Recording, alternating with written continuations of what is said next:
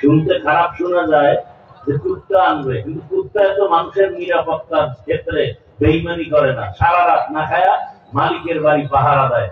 আর মানুষ কত নিমক হারাম, মালিকেরটা খাইয়া বডিগার্ড বডির উপরে গুলি মারে। আমি তো এখন বলি যে তোমাদেরকে মারার জন্য নতুন কোন দুশ্মনের দরকার নেই, তোমার বন্ধুই তোমাকে জবাই করার জন্য প্রস্তুত। ভাগে যেদিন কম করবে সেদিন বলবে একে মাইনাস করে দাও, পরে খুঁজে পাবেন এক সপ্তাহ পরে দেখবে পানির উপরে লাশ ভেসে উঠছে। এগুলি চলতেছে আমার দেশের হালাত। আল্লাহ সবাইকে হেদায়েতের দৌলত দান করুন, আমিন।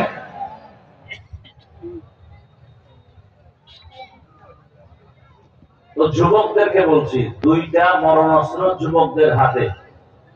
দেখেন আমরা কতটা বেহুশ।